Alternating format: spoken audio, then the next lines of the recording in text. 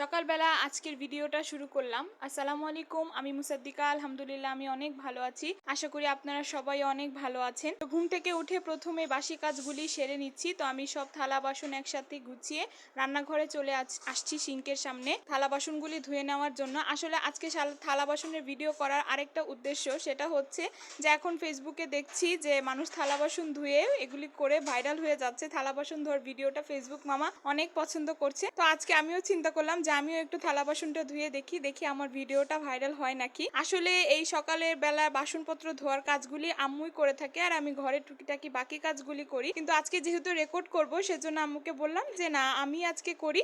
রেকর্ডটা চালু করে আজকে আমি থালা বাসন নিয়ে বসে গিয়েছি ধোয়ার জন্য। তো আমি এখানে একে একে সব বাসনপত্র ভালোভাবে ধুয়ে নিচ্ছি। আসলে বাসনপত্র ভালোভাবে পানি দিয়ে না খলিয়ে নিলে যে সাবানের গন্ধ হয়ে যায় মাঝে মাঝে। তো দেখেন আমার এখানে কথা বলতে বলতে প্রায় সব থালা বাসনই ধোয়া হয়ে যাচ্ছে। আজকে ঘুম থেকে উঠতেও একটু দেরি হয়ে গিয়েছিল। আসলে রাত্রেবেলা মোবাইল স্ক্রল করতে করতে সকালে আর ঘুম থেকে উঠতে ইচ্ছে করে না। তো আজকে থেকে চিন্তা করেছি যে না, রাত্রেবেলা আর মোবাইল টোবাইল দেখবো না, কারণ সকালে ঘুম থেকে উঠা শরীরের জন্য স্বাস্থ্যের জন্য অনেক ভালো। তো দেখেন আমার এখানে সকল বাসনপত্র সব ধোয়া হয়ে গিয়েছে। তো আমি সিঙ্কটাকেও একটু ভালোভাবে সাবান দিয়ে মেজে নিচ্ছিলাম। আসলে থালা বাসন ধোয়ার পর সিঙ্কের উপরেও অনেক সময় তেল কাস্টে হয়ে থাকে, কারণ এটাতে ময়লা টয়লা অনেক কিছু ধোয়া হয়। তো আমি এটাকে ভালোভাবে ধুয়ে নিচ্ছিলাম। তো আমার ফুফাতো বোন আবার ফোন দিয়েছিল যে ওরা আজকে বাসায় আসবে, আমাদের বাসায় আসবে ঘোরার জন্য। ঈদের মধ্যে যেহেতু মামাদের বাসায় আসে নেই, তো আজকে ওরা আবার আমাদের বাসায় আসবে। তো আম্মু বলছিল তাড়াতাড়ি কাজ করে নাও, মেহমান আসার আগে আগে সব কাজকর্ম শেষ করে রাখবো, যাতে মেহমান আসার পর একসাথে গল্প করতে পারি। তো এখানে দেখেন একে একে আমার সব বাসনপত্র ধুয়ে হয়ে গিয়েছে। এখন আমি ঘরে নিয়ে চলে যাচ্ছি বাসনপত্রগুলি গুছিয়ে রাখার জন্য। তো এখানে বাসনপত্র গুছিয়ে এখন ঘর বাড়িটাকে গুছিয়ে নিচ্ছি। আম্মু বিছানাটাকে আগে ঝাড়ু দিয়ে রেখেছিল, তো আমি এখানে নিচটাকে একটু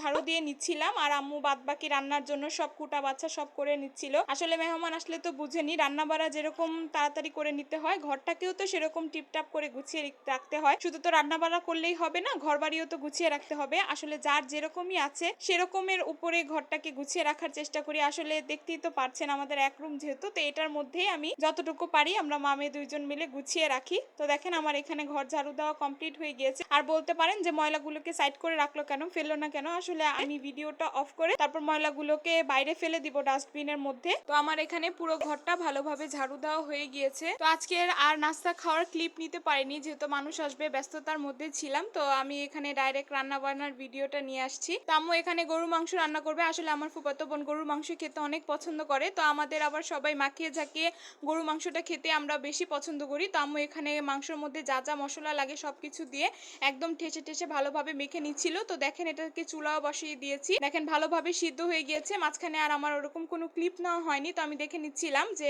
আলুটা গলে গিয়েছে নাকি। তো আপনারা এরকম ঝোলও রাখতে পারেন বা শুকিয়ে নিতে পারেন। তো আমরা আজকে ঝোল ঝোল রান্না করব, আর সাথে পোলাও রান্না করব। আম্মু বলছিল যে ভাতও রান্না করি, আর যেহেতু ওরা আসবে তো পোলাও রান্না করি একটু। তো পোলাওর চালটাকে ভালোভাবে ধুয়ে এখানে মাখা ঝোকা পোলাও বসিয়ে দিবে, একদম আদা রসুন সবকিছু দিয়ে বসিয়ে দিবে। তো এটা ক্লিপ নেওয়া হয়নি। তো আমার ফুফাতো বোন আবার চলে আসছে। তো দেখেন কত কিছু আমার জন্য শুধু চকলেটই নিয়ে আসছে। তো আমি বলছিলাম আমি কি বাচ্চা নাকি, তো বললো যে না আমি খাই, তুমি আর খেলে কি। তো আমার জন্য নিয়ে আসছে। তো আমি আবার এগুলি খুলে খুলে খাচ্ছি আর দেখছিলাম। আসলে আপুকে বলছিলাম কেন নিয়ে আসছো। বলতে বলতে এখানে দেখেন দুপুরে খাবার সময় হয়ে গিয়েছে। তো আম্মু সব খাবার দাবার বেড়ে নিচ্ছিল, আর দেখেন আমরা সবাই মিলে একসাথে বসে গেছি। তো আমার ভাগ্নাও আসছিল, তো আমরা খাচ্ছিলাম একসাথে মিলে। সবাই মিলে একসাথে খাওয়ার মজাই একটা আলাদা। তো এখানে আবার বোটমরিচ এনেছিল, তো আমি আবার বোটমরিচ দিয়ে মাখিয়ে মাখিয়ে খেয়ে নিচ্ছিলাম। তো এখানে আমি আমার ভিডিওটা আজকে শেষ করে নিচ্ছি। আমার ভিডিওটা এতক্ষণ দেখার জন্য আপনাদের সবাইকে অনেক ধন্যবাদ। আসসালামু আলাইকুম।